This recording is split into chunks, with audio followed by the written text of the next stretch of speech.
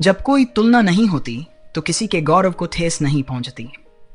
तेजस एक नवागंतुक दोनों लड़ाकू वर्गों में चमक उठा और लगभग सभी अन्य छात्रों को आसानी से हराया।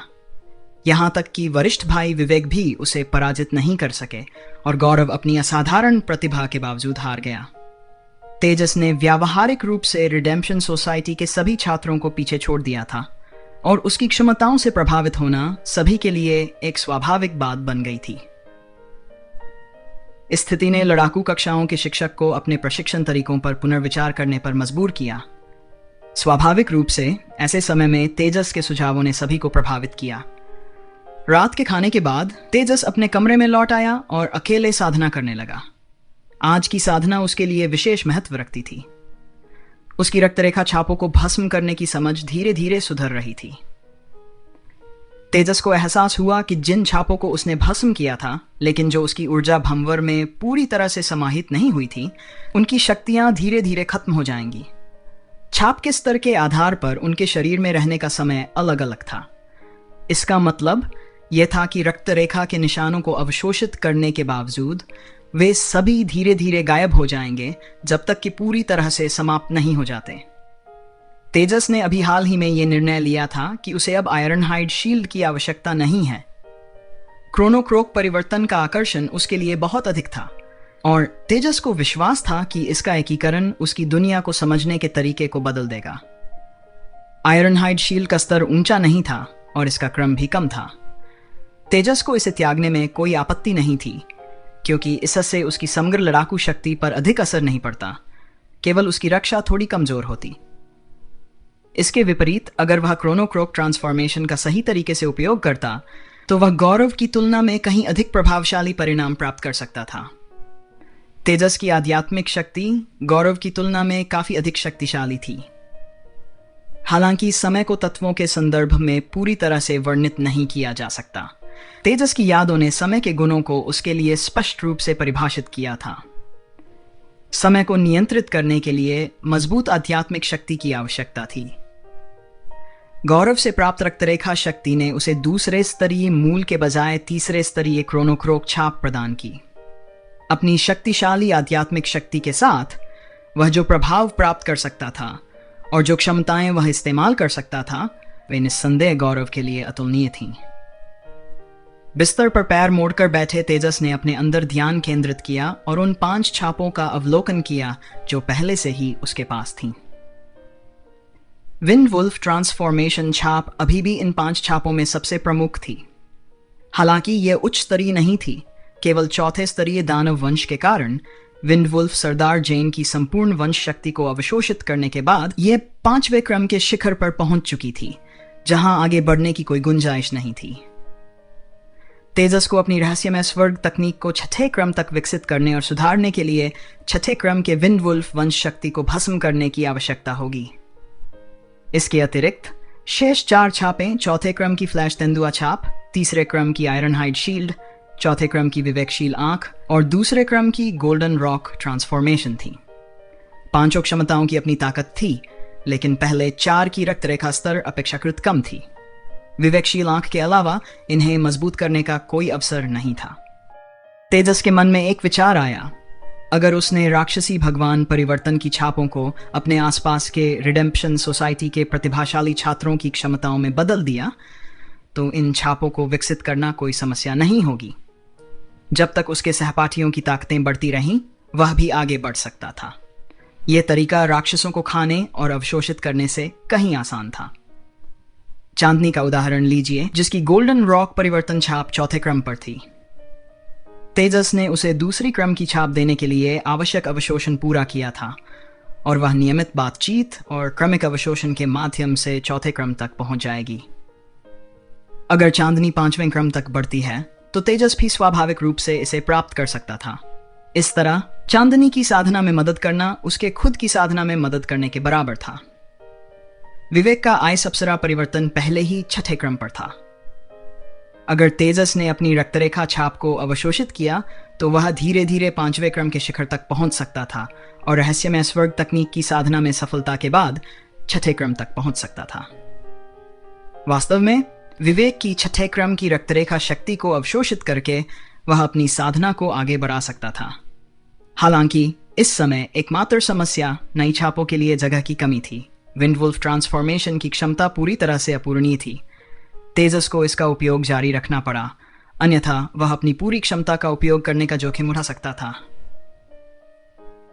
तेजस ने तेंदुए की फ्लैश क्षमता को भी बहुत महत्व दिया, जो उसे टेलीपोर्टेशन जैसी गति प्रदान करती थी। हालांकि फ्लैश तेंदुबीले का ब्लड लाइन स्तर उच्च नहीं था, लेकिन इसकी क्षमता बेहद उपयोगी थी। फ्लैश तेंदुए की ब्लड लाइन छाप कम शक्तिशाली लग रही थी क्योंकि यह अन्य क्षमताओं को प्रदान नहीं करती थी। 7वें क्रम की एलारा ने विंडवुल्फ टाउन में काफी ताकत का प्रदर्शन किया था, इसलिए तेजस तेंदुए की फ्लैश को छोड़ने के लिए अनिच्छुक था। कम से कम तब तक नहीं जब तक उसे कोई बेहतर विकल्प नहीं मिल जाता। भविष्य में उसने योजना बनाई कि क्या तेंदुए की फ्लैश को अन्य राक्षसी भगवान परिवर्तनों के साथ मिलाकर एक अनुकूल उत्परिवर्तन उत्पन्न किया जा सकता है। आयरनहाइड शील्ड, जो सबसे कम उपयोग में आने वाली छाप थी, उसकी प्रतिस्थापन के लिए एक आदर्श विकल्प थी। इसकी रक्षा अच्छी थी, लेकिन यह केवल तीसरे क्रम पर थी। तेजस की रहस्यमय स्वर्ग तकनीक और भूत छाया पेरप्लेक्सिंग ट्रैक को देखते हुए उसकी रक्षात्मक जरूरतें उतनी बड़ी नहीं थीं। उसने शुरू में संलयन और मजबूती के लिए अन्य राक्षसों से रक्षात्मक रक्तरेखाओं को अवशोषित करने की योजना बनाई थी, लेकिन अब इसे त्यागना क्रोनोक्रोक परिवर्तन के लिए आवश्यक था। विवेकशील नेत्र के विकास की संभावनाओं के बारे में कोई ठोस जानकारी नहीं थी। तेजस ने पहले ही दीपक से कुछ सेलेस्टियल फॉक्स रक्तरेखा शक्तित करने का निर्णय ले लिया था, भले ही यह केवल पहले क्रम पर ही क्यों न हो, ताकि वह इस छाप को मिला सके। यदि यह प्रयास सफल नहीं होता तो वह विवेकशील नेत्र को पुनः संगठित करने का कोई तरीका खोजेगा। इसके बाद वह रहस्यमय स्वर्ग तकनीक के 6ठे क्रम में सफल होने के लिए विवेक की रक्तरेखा को अवशोषित करने का प्रयास कर सकता था। गोल्डन रॉक ट्रांसफॉर्मेशन की बात करें तो इसका महत्व निर्विवाद था। उड़ने की क्षमता अत्यंत महत्वपूर्ण थी। तेजस ने चांदनी से रक्तरेखा शक्ति को अवशोषित करने का निर्णय लिया, जिससे उसका गोल्डन रॉक ट्रांसफॉर्मेशन 4थे क्रम तक पहुंच जाएगा। 5 वंश रेखा छापों की व्यवस्था अब स्पष्ट हो चुकी थी। तेजस का भविष्य तेजी से स्पष्ट होता जा रहा था। यह केवल अपनी क्षमताओं को बेहतर बनाने की बात नहीं थी, बल्कि उन साथियों की मदद करने के तरीके खोजने की भी थी, जिनकी वंश रेखा शक्तियों को उसने आत्मसात किया था।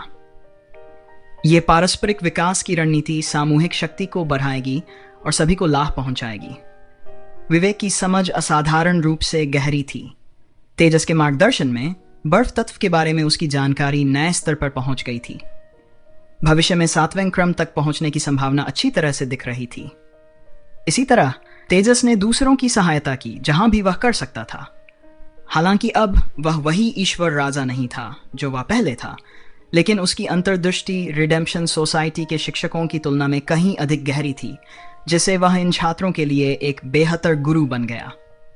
तेजस की आध्यात्मिक शक्ति के प्रभाव में आयरनहाइड शील्ड धीरे धीरे उसके ऊर्जा भंवर से अलग हो गई।